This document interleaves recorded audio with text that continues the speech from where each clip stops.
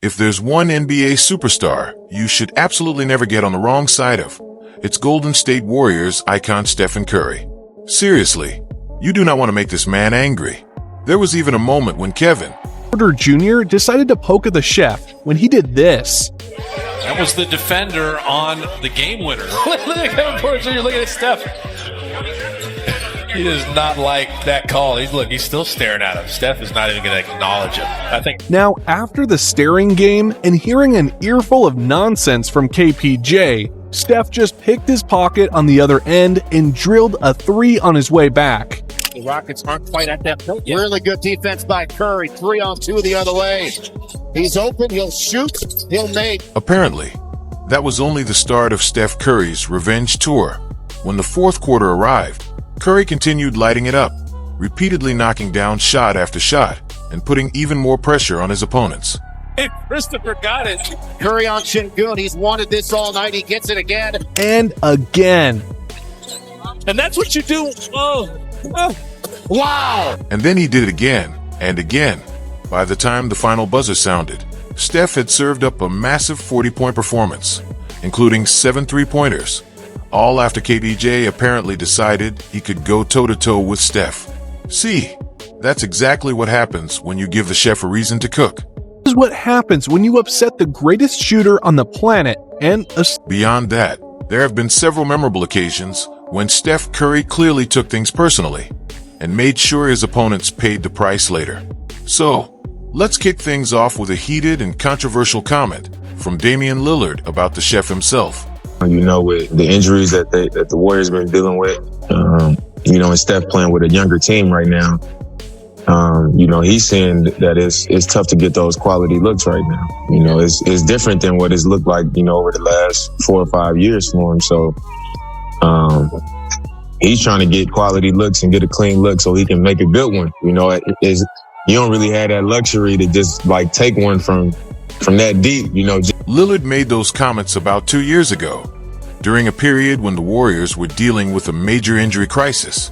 In that clip, Dame seemed to take a subtle shot at Steph, suggesting that Curry was finally experiencing how difficult it can be to create and knock down his usual shots when surrounded by less talented teammates. At roughly the same time, there was also a growing debate that Lillard had overtaken Steph as the league's top point guard. So, when Dame made those remarks, it was pretty clear that he was speaking with plenty of confidence. Anyway, after those comments started making headlines, the Warriors had a scheduled matchup 2 days later to make things between Lillard and Steph even more interesting. Steph never responded to Lillard's comments publicly. He stayed quiet, said nothing, and simply let his performance on the court speak for him. But once the game started, the chef had a very different response. Curry came out firing, making it clear that he had heard the criticism. He sliced around Covington, got past Nurkic, and finished at the rim. McCollum had once exploded for 54, but Steph was putting together an even more ridiculous performance, scoring 56 before eventually pushing his total even higher. Then came the threes. Draymond found Curry for another one from deep, and Steph buried it. The scoreboard kept climbing until he reached an incredible 62 points. In response to Lillard's bold take, Curry delivered an absolute scoring masterpiece. He finished with 62 points in 4 quarters, shooting 58% from the field and an incredible 50% from three-point range. Even more impressive, he knocked down 18 of his 19 free throws. Steph was already scorching hot in the first half, pouring in 31 points during the opening 24 minutes.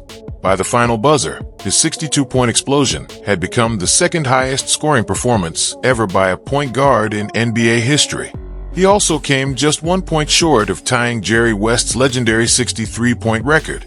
And when everything was finally over, Lillard went over to Steph to congratulate him for his otherworldly performance, and when he got on Twitter, he tweeted this photo as if he already waved the white flag, saying Steph was indeed better than him. Jeff even had this to say when reporters questioned him about his rivalry with Lillard.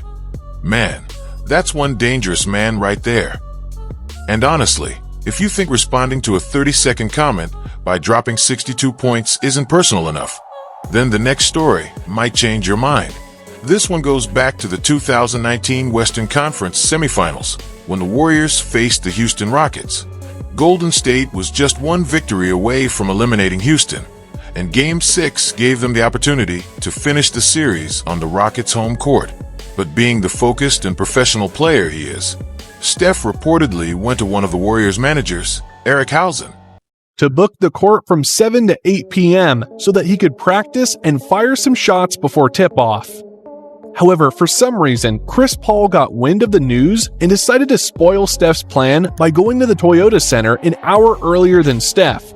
When Steph arrived, he saw CP3 there already, jacking up shots. The manager turned down Steph's request and sent him off the court. There's no question that CP3 was trying to get inside Curry's head, and honestly, the tactic was pretty clever.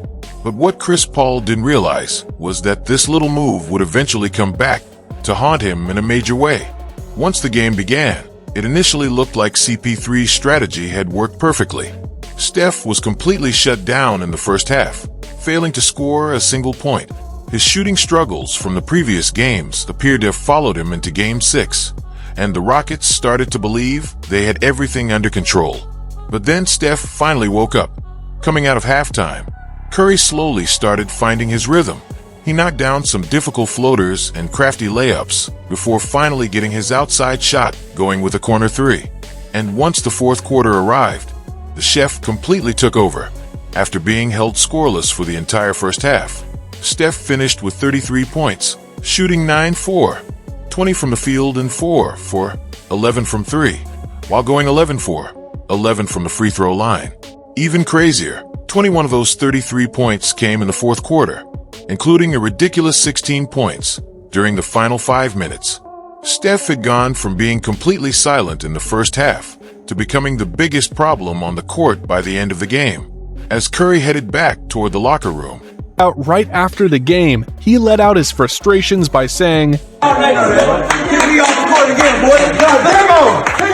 during the post-game press conference following Game 5 of the 2016 Western Conference Finals, a reporter asked Kevin Durant and Russell Westbrook whether they believed Stephen Curry was an underrated defender.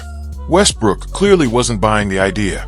He immediately pushed back on the question, responding with a skeptical reaction along the lines of, getting steals, I don't know if that's just... assume that Russ just laughed it off since OKC was still up with 3-2 during the interview.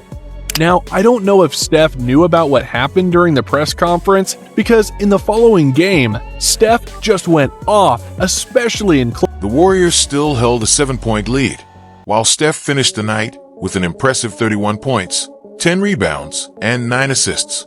Ironically, after Westbrook had questioned whether Steph was truly an underrated defender, Curry ended up proving the point himself. He made a crucial play late in the game, adding a little extra salt to the wound and making sure Westbrook remembered it. And since we're talking about times when Steph Curry took things personally, there may be no better example than his showdown with Paul George. It was a tightly contested matchup between the Warriors and Clippers, and as the fourth quarter unfolded, Paul George decided to make things a little more interesting. He approached Steph with a suggestion that was supposed to add some extra excitement to the game. Make it interesting. Let me get one. I give you one, you give me one. I'm from the logo with it. From that exchange, it was clear that PG was trying to challenge Steph to some kind of long-range shooting battle. But as you might expect, challenging the greatest shooter of his generation turned out to be a risky decision. Steph immediately showed why. Curry launched from deep, and then, just moments later, he did it again. The ball eventually found Lee before coming right back to Steph, who knocked down another massive 3 to give the Warriors the lead. Steph responded to Paul George's challenge with back-to-back clutch 3s when the pressure was at its highest, ultimately sending the Clippers back to Los Angeles. By the time the final buzzer sounded, Curry had exploded for 45 points, drained 8 3-pointers, and grabbed 10 rebounds. It was Steph's way of showing PG exactly who the real sniper was. And after witnessing that performance firsthand, I'm pretty sure Paul George learned to think twice before challenging Steph again. Anyway, aside from PG, Luka Doncic also tried to upstage Steph in the 2022 playoffs. But just like so many of the stories in this video, that move ended up backfiring in a major way.